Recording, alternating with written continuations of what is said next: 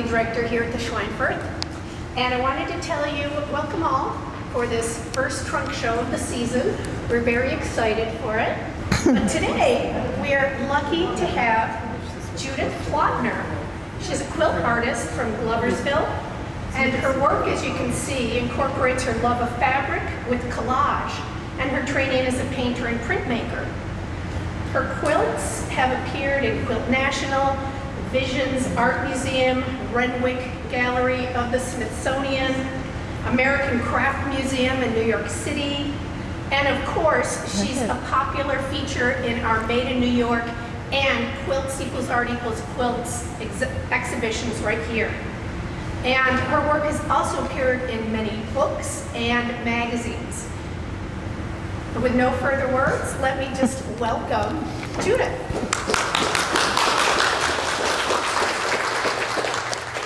Well, thank you. Thank you everyone for coming. I'll start by telling you a little bit about my background. So I spent the first 50 years of my life in New York City.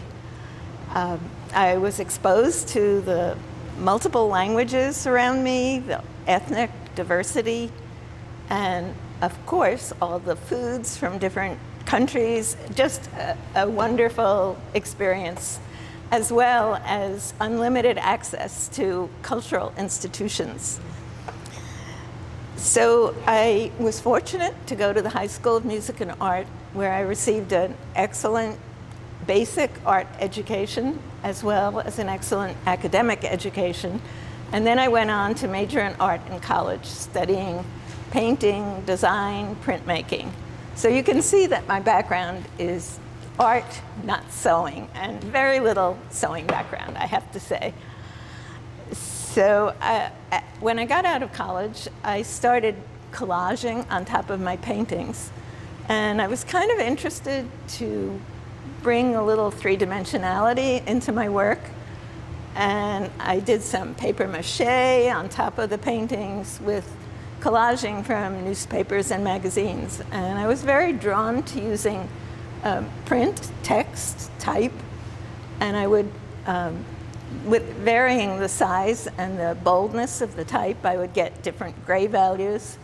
And I did that for a while. And then I did venture into sewing. I cut out shapes out of unsized canvas. I painted them with watered down acrylic paint and stuffed them. And I ended up with these humongous forms, which I really liked, and I liked doing it, but storage became a major problem. So it's hard enough to store quilts, but that was impossible. So I gave up that, and after our children grew up, my husband and I bought, it was actually our second handyman special, a 100-year-old farmhouse in the southern Adirondacks in New York State, on a dirt road, off a dirt road, no power on the road. And when I say it was a handyman special, believe me, it was. There was no indoor plumbing, no electricity. We did have, amazingly, telephone. I don't know how that happened. And we also did have a pump, a well outside with a hand pump. So we rebuilt and restored, doing almost all the work ourselves, and we still live there today on, on about 40 acres with a couple of ponds, and just amazingly beautiful. We spend a lot of time outdoors and hiking, kayaking, snowshoeing. Used to be skiing, but we've kind of cut back on that. Anyway, so in about 1990, I started making art quilts. And actually, it started because we had the house came with this old bed that we stripped it and refinished it. And I said, oh, this bed could use a quilt. I knew nothing about making quilts. I did everything wrong. I cut out the pieces with scissors. I had no idea that there was that roller cutter. Everything wrong, but it was my first experience. So in the beginning, my pieces were very nature inspired. I mean, I was living in paradise, and that was my inspiration. And early on, I used commercial fabric, but I quickly wasn't happy with that. I mean, there are lots of beautiful fabrics, but I wanted to have it more personal. So I started dyeing cotton and using the Procyon dyes. And I did a lot of monoprint dyeing, which was closer to painting for me. A little bit of dip dyeing, but mostly I did put a thickened Procyon dye on a plastic sheet and then put the cotton on top of it, and using either my hands or a print roller, I printed on it. So I did that for a while, and then, and the way I worked, so I work improvisationally. I never ever make a design before I start. It's kind of loosely in my head. And also the way I work, I have a barn, which is where I do the wet and messy work. It's great because I almost don't have to clean up at all. But the caveat is that I can only use it in warm weather. So there's no heat, and the water, my water source is a hose from the house to the barn. So I have to kind of pre-imagine what I'm going to do without a sketch and without any kind of written design. But I just come up with an idea, a concept, and a general color range. And then in the warm weather, I go to the barn and I start. Originally it was dyeing, but as you can see, I've given up dyeing and I'm using paint now. But so I have a soft wall in the barn, and I usually work on pieces of fabric that are about 18 by 24, give or take. It really is pretty loose. And I like to make multiple layers of color. As far as I'm concerned, the more layers, the richer it is. So I paint and print my fabric, and then I put it up on the soft wall, and I rearrange it, see what I need more of. I have to, as I said, think ahead. So this is not an exact science here. But so when I think I have enough to do what I think I want to do, I take it all down, I take it to the house, iron it, and just roll it up and put it away, because I have to go on to paint work for the next piece, so I'll have the material to work with all winter. So that's my process. So after I had been using cotton and dyeing it for quite a while, I had a sudden shift in everything. My muse shifted, my inspiration shifted, and I kind of went back to my city roots. And I thought if I would try working on unsized canvas instead of cotton, and using fabric paint and acrylic paint instead of dye, I just thought I could get a different result. And I also was interested in starting to butt the pieces together, or some of them, to get a little bit of that dimensionality that I seem to always crave. So this was actually the first piece that I did in that manner. So this was a total experiment. I had no idea whether I was going to like it, whether I'd be happy with it, whether it would work, nothing. But so I did it, and you can see that there are edges that are butted, kind of to give it that little bit of dimension. And I also, all along, I was using that large hand stitch as well as a machine quilting stitch. Anyway, so I did it, and I was really happy with it, and I haven't looked back since. So I started photographing graffiti and then manipulating it on the computer and making screens, silk screens from it. So originally I was doing silk screens the traditional way, which required the help of my husband to do it, and it was pretty tedious, actually. And then I found out about the Thermofax machine, and oh yes, it was just quick. I could do it by myself, and I just fell in love with it. The only problem is that recently, the new screen material that they're making is just not that good. Why they take a product that is good and make a new product that isn't good, I don't know. So I'm a little in limbo with that, but I have a lot of screens that I've made, and I've been using them. So this year I didn't actually make any new screens. I'm using the old ones, but they don't have a very long life, and some of them are already kind of used up. So I'm not sure where I'm going with that. But this was not the immediate next piece, but shortly after that one. And this one, I do still have some cotton that I dyed. Occasionally, I had monoprinted this using a lot of finger painting, and I just like that quality. So I still have some of that fabric, and I use it here and there. And this piece, I'm not really sure why I did it, but I think it's acrylic paint, and it's pretty thick, which when it's thick, it makes it really hard to stitch through. So that's another thing that I have to keep in mind when I'm working, to make sure I leave enough area that I can hand stitch through.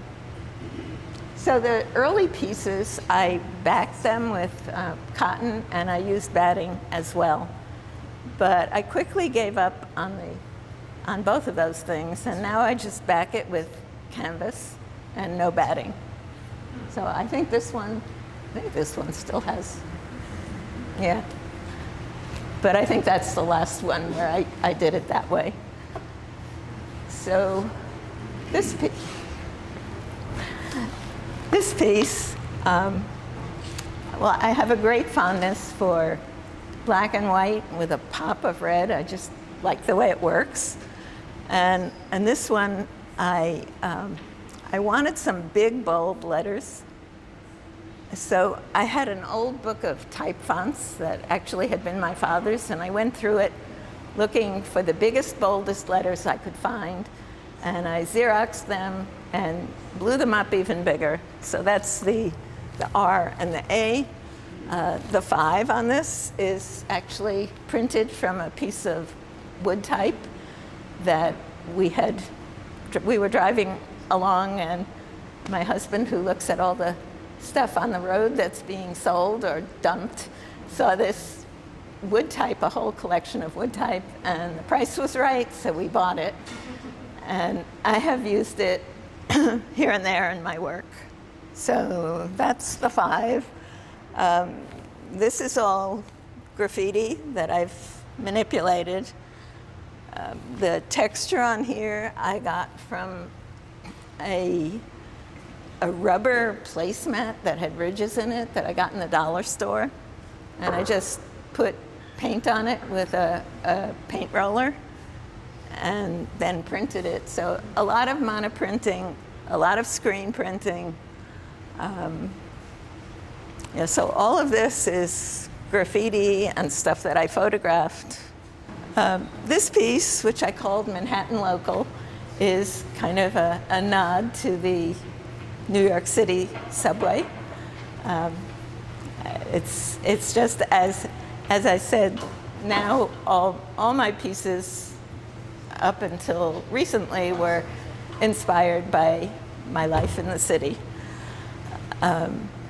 This one I called From the Number 1 Train. So where we lived in the Bronx, it's a subway, but it comes above ground for a period of, I'm not sure how many blocks. And the station we got on at was above ground. And then it went through some, I will say nicely, neighborhoods in transition. The view from the train was a lot of deconstruction, a lot of graffiti. You could see interior walls where the exterior walls were torn down, and you could see the peeling paint, the rust, and I just love all that stuff. Visually, it just speaks to me. So this one I called from the #1 train. That was our train. And so one of the tools that I love using is a sponge roller. And I love this. It almost looks like it could be airbrush, but it's all that sponge roller. So anyway, and of course the use of this ubiquitous orange fencing that we all seem to like so much, just to get a feeling of the buildings, the windows, etc. So this one, Letters from Broadway, is kind of my tribute to Broadway, which runs all the way from Lower Manhattan all the way up to where we lived in the Bronx. But the color for that piece actually was inspired by an old tractor that we had. It must have been originally from the factory red, and then it rusted, and somebody painted it blue, and it rusted, and I don't know, it was just a beautiful assortment of rust colors. So I attempted to get that up here using that sponge roller with multiple layers of different colors. And then all this is graffiti that's been manipulated, and I made screens out of it and printed it over, and painted it over, and I go back and forth a lot.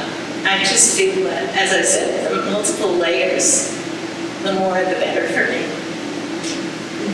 So this one, I call it Brooklyn Ensemble, and it was actually inspired by, this was a photograph of the roof of the portico of the entrance way to the museum. And I photographed it, manipulated it, and made a screen of it, which I've used a lot. I really like it. And some graffiti and some of the paintings. So it's Brooklyn graffiti and the museum. And it was in a show, and I gave a little talk about it. And someone in the audience said, "I see the Brooklyn Bridge in that." And ever since he said it, I see the Brooklyn Bridge in it. But it really had nothing to do with the Brooklyn Bridge. So on this one, this little piece here is, I use oil stick. It's something that I have also used from time to time. And I love the effect that I can get with it. But I can tell you that it takes forever for the smell of the oil to leave. So I'm fortunate that outside of my barn I have a covered area with a clothesline, and I can hang it there and leave it there for pretty much the duration of the summer, and maybe by the fall it's usable. But it does have a lot of nice qualities, and using the blender stick, you can get really nice blended areas. So it's just another tool or another medium or whatever that I like to use. So in recent times, with the political upheaval in this country, I've become really obsessed with what's going on in the world and in our country. So my work has taken a turn, once again, to being using darker colors. And this piece, America Interrupted, just literally erupted out of me. I was working on another piece. I had it on my design wall. And I was just so upset by the state of affairs in our country that I just put that aside. I left it on the wall. I set up a temporary design wall. And I had the red, white, and blue fabric that I had already painted for something else and ended up not using. So it was one of the few pieces that came together really quickly. It just, usually my pieces take a long time. I mean, I put them up, I move them, I take them down, I'm not happy with it, I change it. But this one it just flowed. So I call it part of my Ruptured Flag series, of which I've done 2 at this point. I don't know whether I'll be doing any more, but the way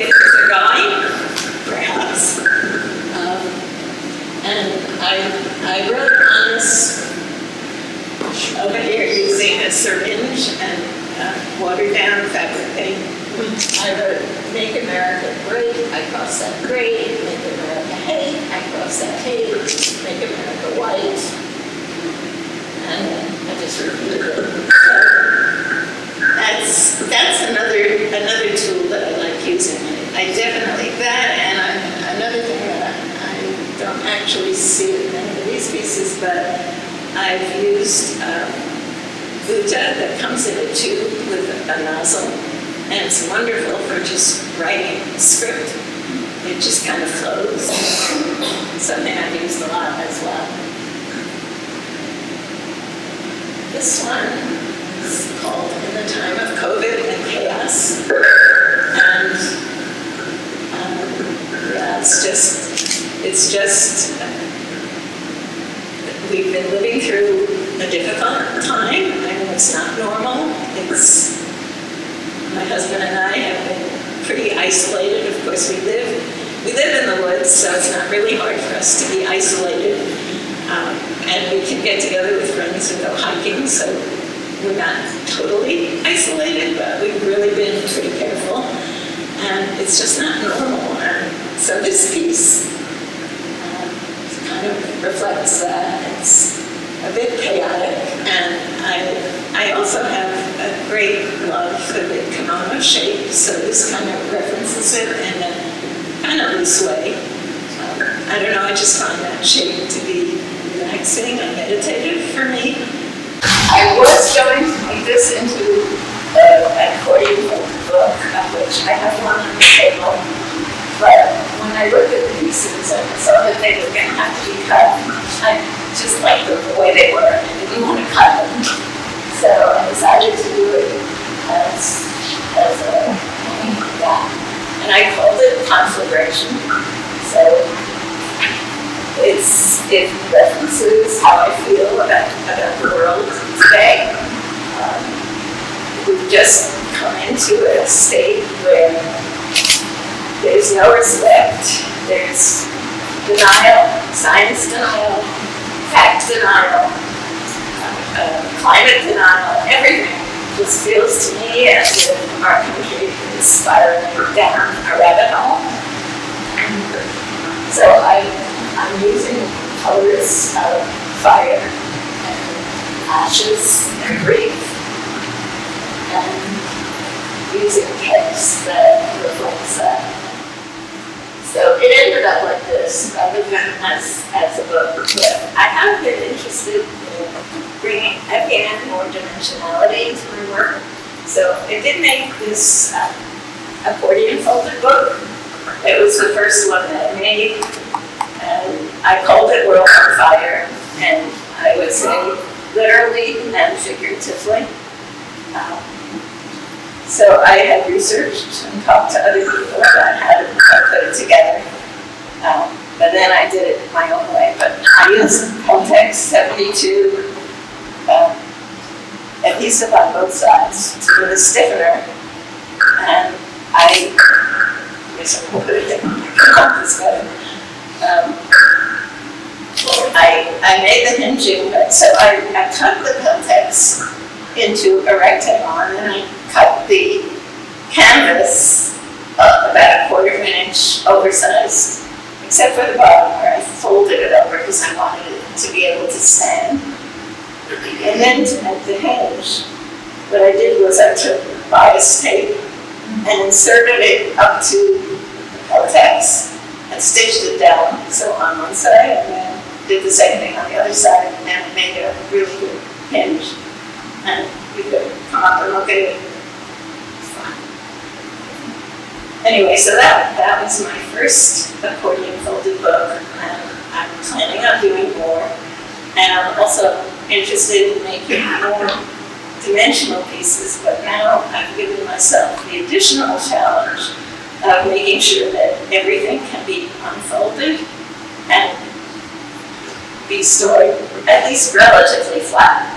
So I have some pieces that are, if you envision a tube, but not a round tube, so it's more of a rectangular or triangular tube that the back flex over itself and is Velcroed together, so I can unvelcro it and lay it down more or less flat. And it's not perfectly flat because it's not perfectly straight lines, but I think it works. So in 2015, I think it was, I was asked by the gallery director at the community college in our area if I would curate a fiber show. Now, he had talked about having a fiber show, and I actually approached him and I said, so what about the fiber show?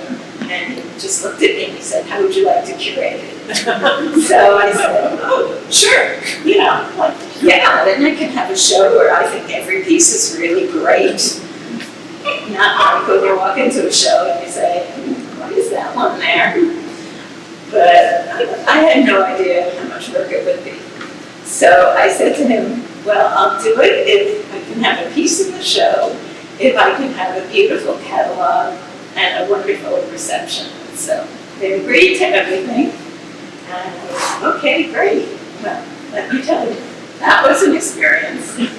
So luckily for me, I have a friend who is a graphic designer, and she really helped me with the catalog. So this is the catalog, and you can all take a look at it. And she did a great job. No way could I have done it. But also, working with artists is not necessarily the easiest thing in the world. I mean, when I asked for a paragraph of, you know, a short resume, I got from some people pages. And I said, I don't want pages, I want a paragraph. And they'd say, well, you just pick out what you want. No, that's not how it works. And then the same with a statement about the work. Anyway, finally came together, and the one thing I knew is that the gallery director hangs a beautiful show. So that I didn't have to do. I had total confidence. I had been in shows, I'd seen shows that I knew that would be great. And it really was amazing when it all came together. It was, I think, one of the best shows that I had there. But I'm glad I did it. I'm glad I had the experience. No, thank you. I don't ever want to do it again. I mean, even not knowing how many pieces could fit, I knew they had movable walls, but still, so we made little diagrams of sizes of the quilts to see how it would all work. It was, that I have to say, I thank my husband for, because I couldn't have done that without him either. But yeah, so that was an experience. In between making the big quilts, which are time consuming and sometimes frustrating, there's always a certain amount of frustration in it, I found that I needed sort of a creative break in between. So I started doing stitched paper and fiber collages. So these are some small ones that I made, but some of them are quite big. And I had taken a paper making workshop when we lived in New York. And for a while I was making paper, but I stopped doing it. But I had quite a stash of handmade paper. So I pulled it out and mixed with the fabric. And I also bought some paper from paper makers or some just handmade paper from the art store. And I just found that that was a wonderful break. They were quick, relaxing, and yet creative, not just empty time. So between that and walking in the woods, that's my break from working on art. Well, thank you very much.